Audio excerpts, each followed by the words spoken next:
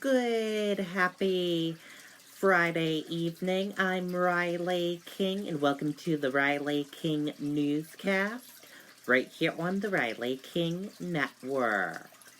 We have a lot of news to get to this Friday evening, so let's begin. First up, 14 COVID-19 surge hospitals ready to go, Sununu says. New guidelines announced for grocery stores. Let's take a listen to that video from WMUR News 9.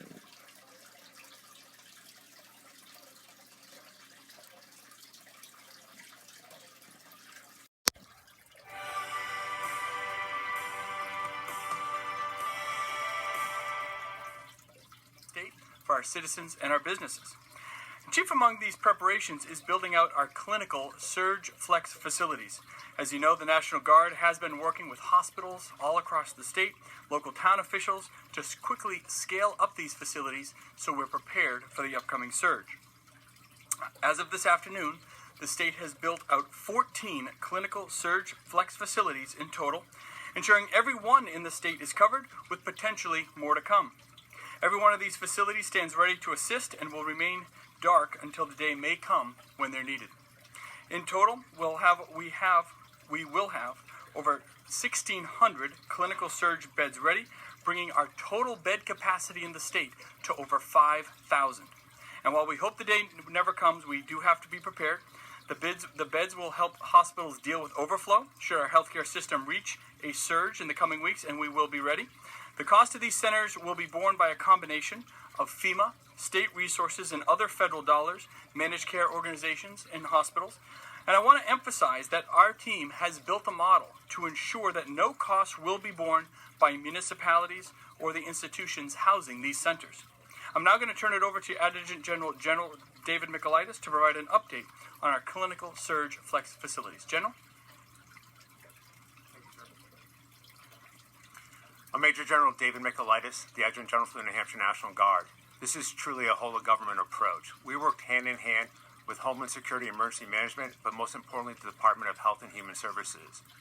It was a concept developed by the Health and Human Services with their local stakeholders to identify the critical need in the facilities, and we just brought our operational planning and expertise to bring this to a reality. For example, the first one we set up was in Southern New Hampshire University. Prior to giving the mission to go, it took a one-day assessment and 2 days to bring that to implementation. Within 14 days, we've brought online 14 surge facilities throughout the state with about 1,600 beds. Health and Human Services was instrumental, and I cannot say enough about the local stakeholders, whether it's a hospital, municipality, public health official, a fire department, a law enforcement professional, all those hospitals and bringing all those stakeholders together, we just brought this plan to fruition. The goal is that at the close of business today, we'll finish our 14th site up in Colebrook. Once that is complete, the goal's intent, as most people know, is to hopefully lock the door, close it, but if need be, we can turn that on and have that surge capacity available in the need if it's needed. Great. Thank you, General. A variety of other initiatives that we want to let folks know are happening around the state. As many people know, last month I announced the Emergency Healthcare Relief Fund. It was one of the first emergency orders that I enacted, providing a $50 million fund to ensure that as the dynamics within the hospital settings change, as they start doing less and less elective procedures and other procedures that are not directly COVID related, we wanted to make sure that they were going to have that financial stability so all of our citizens knew that the doors would remain open. And today we're announcing the first grant, which is going to LRGH Healthcare in the form of a $5.25 million zero-interest loan, which will help critical services at LRGH. And because of this loan, LRGH will only have to temporarily furlough some of its workers, about 40% in total, but will still be able to keep their benefits and access the state's expanded unemployment benefit programs. While we can't avoid all furloughs across the state, these grants will ensure that no doors are permanently closing. We will announce additional emergency fund allocations in the coming days, and we'll continue to work closely with all of our healthcare providers, hospitals, urgent care centers, and the like as we navigate through the crisis. We also want to announce, effective today, the Department of Employment Security is now taking a lead role in building and operating a new health workforce flex system that will allow many of the furloughed workers, healthcare workers especially, across the state be redeployed to other frontline healthcare facilities across the state. One area where the state remains hard at work, we all keep hearing the stories of PPE, making sure that we're bringing in the supplies for our hospitals, our frontline workers, our first responders, wherever the need may be. And today I'd like to very publicly and personally thank the folks at SoClean. SoClean is a great New Hampshire company located down in Peterborough. They have stepped up in an incredible way, working to provide small healthcare facilities across the state in the coming weeks with over 200,000 N95 masks that, again, will be deployed over the coming weeks. And again, this is the first very significant effort. We have had a couple small ones, but the first real significant effort that will, again, give a lot of folks on the front lines, hopefully security, that the PPE will be there when they need it while the state pursues other procurement efforts.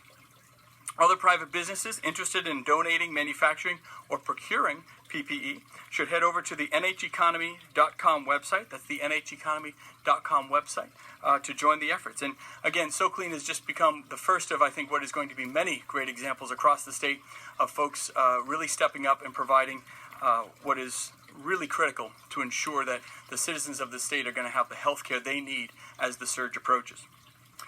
Also, later today, we're going to be announcing an emergency order that will empower municipalities to offer homeowners taxpayer abatement of their interest and penalties for property tax. I encourage all the municipalities to utilize this authority where they are able to provide that relief to their citizens. So again, that's an order out of the state allowing towns and cities to abate the interest and penalties on your property tax. Another interesting area that we've been looking at is really how the state holds its cash. Traditionally, the state uses a lot of the big banks to hold its cash. And you look at the strength of small banks that have emerged across the state in the last 10, 15, 20 years. It's really very impressive. Our banks, our New Hampshire-based banks in the state, they have liquidity, they're strong. They are the ones that are usually on the front lines lending to a lot of the local small businesses, especially many of the ones that have been so hurt economically through this crisis. The big banks do a great job as well, of course, whether it's Provident or Bank of America, TD. These guys have all really been there in many different ways. But what we're doing today is, given the very solid strength of our New Hampshire banks, I'm announcing that we are moving a lot of our cash reserves in New Hampshire to be held in our New Hampshire banks. That gives them the liquidity and the asset base to hopefully increase their small business loans to many of the communities across the state. Also, this weekend, before folks head to the grocery store, we want folks to know that we've been working very closely with all the aspects of the supply chain, with the grocers, those on the front lines, again, to ensure that citizens are going to have what they need, whether it be in paper supplies, food products, pharmaceutical products, whatever it might be. And later today, the Grocers Association will be opening up an emergency operations center to support grocery stores throughout this public health crisis. And we work closely with the association to develop new practical guidelines to keep people safe that they will release in full later today. Some of these include encouraging stores to cap occupancy at 50% of store capacity, excluding staff, marking 6 feet of spacing at checkout lines and other high traffic areas to promote social distancing, posting signage throughout the stores to remind folks of the social distancing requirements, and where practical, designate aisles as one-way traffic, again, to minimize the spacing between customers and in some of those closed quarter spaces, the need to pass customers directly in the aisles that may come within the appropriate 6-foot boundaries that we like to instill with social distancing. We're looking to install, and many already have, plexiglass shields, we call them sneeze guards, as much as possible for clerks at the checkout, protecting both the employees and the customers as well. The grocers will release further and more fuller guidance later today, and we just want to thank them for all their hard work to allow folks to feel safe and comfortable, to make sure their workforce feels safe and comfortable. This is one of the most high-need areas in the state. It's one of the areas where we encourage folks. We do have that very strong stay-at-home order. We really believe very essentially that you are healthier at home, but when needed to go out for groceries, we want people to also feel like they're going to be a safe and healthy environment. And again, whether it's at our larger grocery stores, our convenience stores, wherever folks may be getting their groceries, we want folks to feel like they are in that safe environment and can travel freely.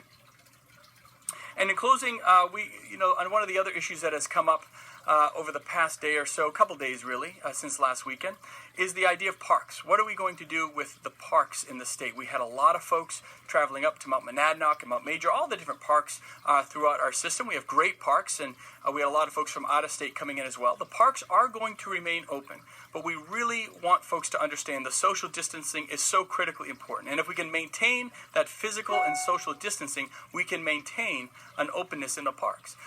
At the same time, we're presenting a challenge to the citizens of the state. What we want to do is avoid those big crowds when we can. And in that spirit, we're announcing what I call the Home Hike Challenge. And what we're really asking folks to do is really explore their own communities, their own towns. Maybe it's a town forest. Maybe it's a walk in a neighborhood that you haven't explored in your own community. And we're asking folks to go out, explore some of the more local opportunities when you want to go out for that exercise, when you want to go out for that fresh air, which is allowed under the stay-at-home order. We want folks to, again, explore their own surrounding communities and take those pictures, post them online with the Home Hike Challenge hashtag. And again, it's one of those opportunities, maybe you're spending a little extra time with your family, you're spending a little more time in your community, appreciating that we are healthier at home. But we also want to make it in some ways fun and hopefully reduce the crowds in some of our higher traffic areas. So it's the Home Hike Challenge. The Department of, I was going to say the parks, sorry, I call it Dancer all the time. Natural and Cultural Resource. Sorry, I created the department. I almost forgot the name. Sarah Stewart, the commissioner, God bless you. I'm so sorry I forgot. But the Department of Natural and Cultural Resources has really spearheaded this with us. They run the Parks Department across the state. And again, they want things to stay open. We all want them to stay open. But anything we can do to really disperse the crowds, and we're kind of putting out this social media challenge to folks with the Home Hike Challenge to, again, hopefully encourage folks to explore their own communities. With that, there's obviously a lot going on in the state. There's a lot of activity. We just wanted to highlight some of the initiatives that we're going after today, both on the healthcare side, as well as the social distancing opportunities that we're implementing and encouraging here throughout the state. Okay, and there you go on that video from Governor Chris Sununu's press conference that he had at 3 p.m. And now let's take a look at your COVID-19 in New Hampshire information. What you need to know.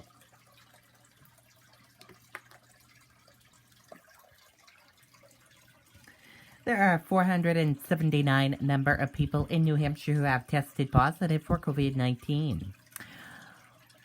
1,041,126 number of people who have tested positive worldwide.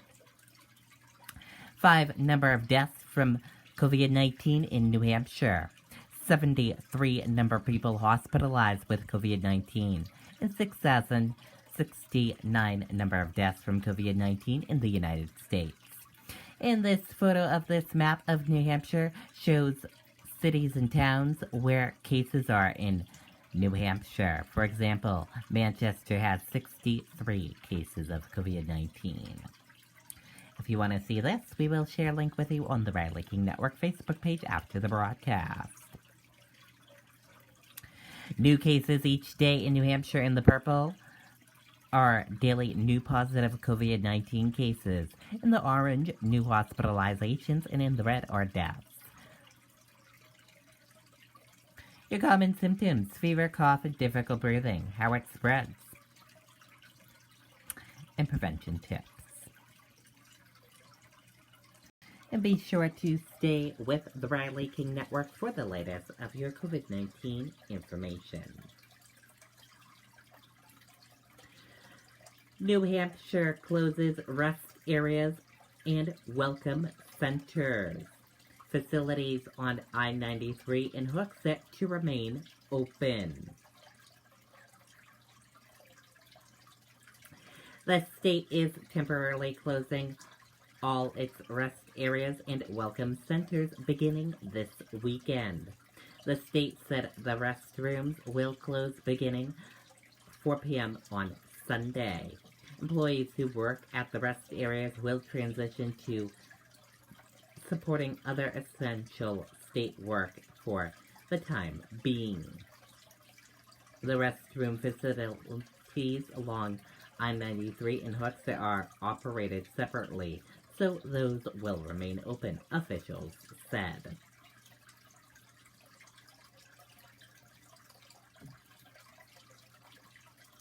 Crews continue recovery effort after man walks into Merrimack River. Witness says man suffered medical emergency, officials say. Let's take a listen to that video from WMUR News 9.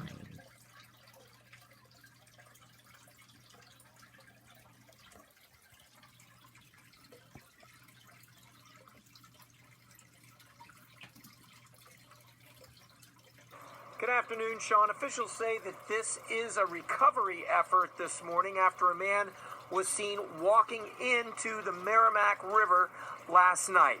Authorities say the 37-year-old man was with friends at a camp here along the river when he had some type of a medical emergency. Witnesses say he was disoriented and walked into the river.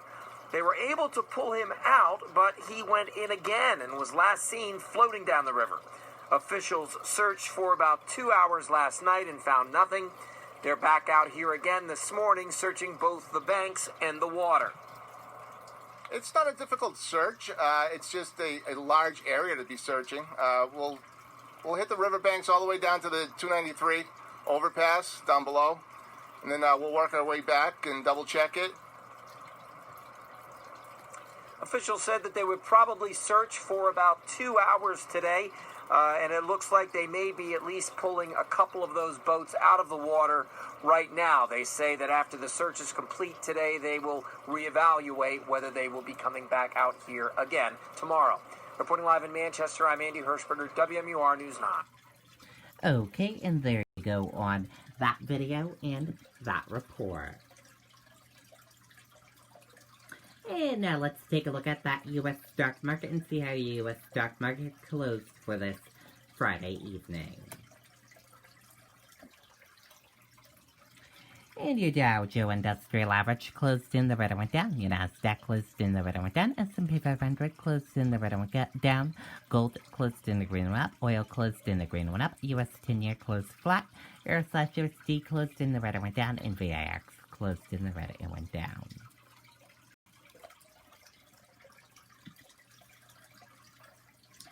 Dow drops more than 300 points to close out another wild week on Wall Street.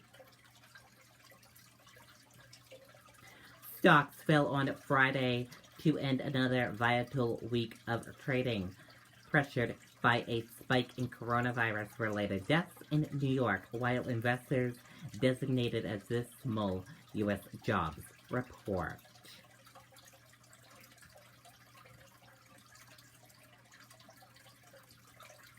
Coronavirus live updates. New York City morgues almost full as death toll mounts.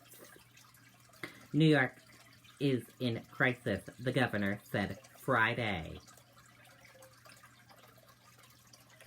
A pandemic of the novel coronavirus has now killed at least 6,921 people in the United States, with more than 266,000 diagnosed cases of COVID-19, the U.S. has by far the highest national tally in the world, according to data compiled by the Centers for Systems Science and Engineering at Johns Hopkins University. More than 1 million people worldwide have been diagnosed with the disease. The actual number is believed to be much higher due to testing shortages, many unreported cases, and suspicious that some governments are hiding the scope of the nation's outbreak. Over 58,000 have died across the globe, and more than 225,000 people have recovered.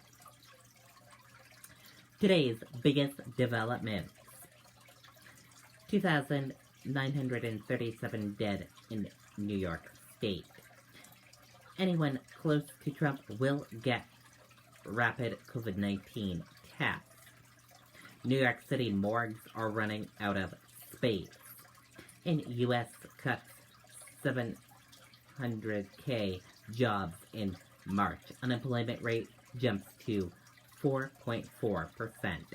And that does it for this evening edition of the Riley King Newscast, right here on the Riley King Network. I hope you all have a great rest of your evening. Thanks for watching this evening edition. I'll see you back here tomorrow for another newscast. And I'll have a news report coming up in a little bit. Good night and bye, everyone.